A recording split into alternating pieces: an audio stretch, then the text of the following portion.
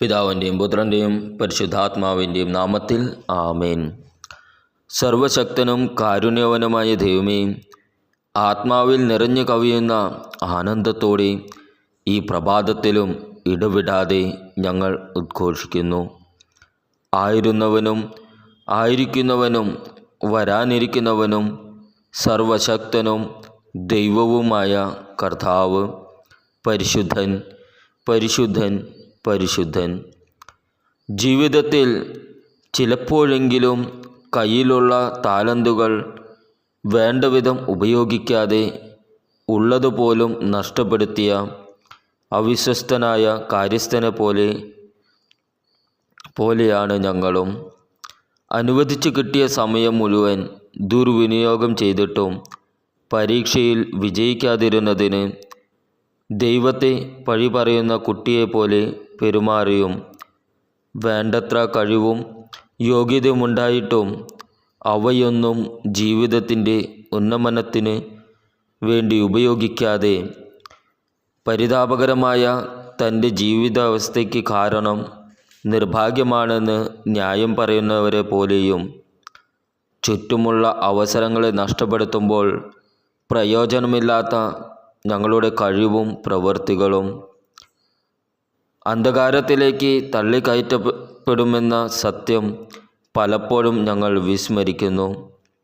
എൻ്റെ ഈശോയെ, അസാധ്യങ്ങളുടെ മുമ്പിൽ നിസ്സംഗതയോടെ മുട്ടുമടക്കാതെ എല്ലാം സാധ്യമാക്കുന്നവനിൽ വിശ്വാസമർപ്പിച്ചുകൊണ്ട് പ്രത്യാശയോടെ ഉചിതമായി പ്രവർത്തിക്കുവാൻ ഞങ്ങളെ സജ്ജരാക്കണമേ.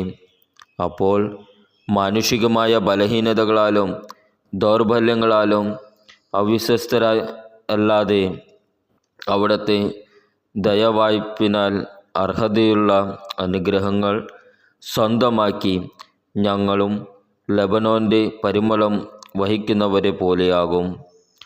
പരിശുദ്ധ മാതാവേ, ഞങ്ങൾക്ക് വേണ്ടി പ്രാർത്ഥിക്കണമേ. ആമേൻ. സ്വർഗസ്ഥനായ ഞങ്ങളുടെ പിതാവേ, അങ്ങയുടെ നാമം ഉചിതമാകണമേ. അങ്ങയുടെ രാജ്യം വരണമേ. അങ്ങയുടെ തിരുമനസ് സ്വർഗത്തിലെ പോലെ ഭൂമിയിലുമാകണമേ. അന്നു വേണ്ട ആഹാരം ഇന്ന് ഞങ്ങൾക്ക് തരണമേ. ഞങ്ങളുടെ കടക്കാരോട് ഞങ്ങൾ ക്ഷമിച്ചിരിക്കുന്നത് പോലെ ഞങ്ങളുടെ കടങ്ങളും പാപങ്ങളും ഞങ്ങളോടും ക്ഷമിക്കണമേ. ഞങ്ങളെ പ്രലോഭനത്തിൽ ഉൾപ്പെടുത്തരുത്, തിന്മയിൽ നിന്ന് ഞങ്ങളെ രക്ഷിക്കണമേ. ആമേൻ. നന്മ നിറഞ്ഞ മറിയമേ, സ്വസ്തി, കർത്താവ് അങ്ങയുടെ കൂടെ സ്ത്രീകളിൽ അങ്ങ് അനുഗ്രഹിക്കപ്പെട്ടവളാകുന്നു. അങ്ങയുടെ ഉദരത്തിൻ്റെ ഫലമായ ഈശോ അനുഗ്രഹിക്കപ്പെട്ടവനാകുന്നു.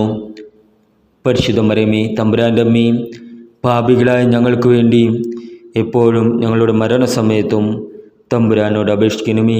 ആമേൻ. പിതാവിനും പുത്രനും പരിശുദ്ധാത്മാവിന് സ്തുതി, ആദ്യയിലെ പോലെ ഇപ്പോഴും എപ്പോഴും എന്നേക്കും. ആമേൻ.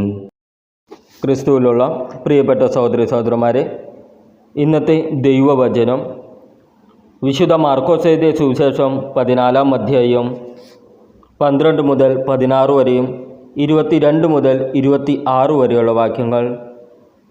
പെസഹ ബലി അർപ്പിക്കുന്ന പുളിപ്പില്ലാത്ത അപ്പത്തിൻ്റെ 1-ാം ദിവസം ശിഷ്യന്മാർ യേശുവിനോട് ചോദിച്ചു, നിനക്ക് ഞങ്ങൾ എവിടെ പെസഹ ഒരുക്കണമെന്നാണ് നീ ആഗ്രഹിക്കുന്നത്?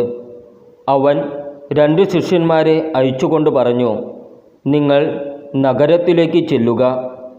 ഒരു കുടം വെള്ളം ചുമന്നുകൊണ്ട് ഒരുവൻ നിങ്ങൾക്കെതിരെ വരും.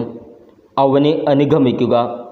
അവൻ എവിടെ ചെന്ന് കയറുന്നുവോ അവിടുത്തെ ഗൃഹനാഥനോട് പറയുക, ഗുരു ചോദിക്കുന്നു, ഞാൻ എൻ്റെ ശിഷ്യന്മാരോടുമൊത്ത് പെസഹ ഭക്ഷിക്കുന്നതിന് എൻ്റെ വിരുന്നുശാല എവിടെയാണ്? സജ്ജീകൃതമായ ഒരു വലിയ മാളിക മുറി അവൻ കാണിച്ചു തരും. അവിടെ നമുക്ക് വേണ്ടി ഒരുക്കുക. ശിഷ്യന്മാർ പുറപ്പെട്ട് നഗരത്തിലെത്തി. അവൻ പറഞ്ഞിരുന്നതുപോലെ കണ്ടു. അവർ പെസഹ ഒരുക്കി. അവർ ഭക്ഷിച്ചു കൊണ്ടിരുന്നപ്പോൾ യേശു അപ്പമെടുത്ത് ആശീർവദിച്ച് മുറിച്ച് അവർക്ക് നൽകിക്കൊണ്ട് അരുളി ചെയ്തു, ഇത് സ്വീകരിക്കുവിൻ, ഇത് എൻ്റെ ശരീരമാണ്. അനന്തരം പാനപാത്രമെടുത്ത് കൃതജ്ഞതാ സ്തോത്രം ചെയ്ത് അവർക്ക് നൽകി. എല്ലാവരും അതിൽ നിന്ന് പാനം ചെയ്തു.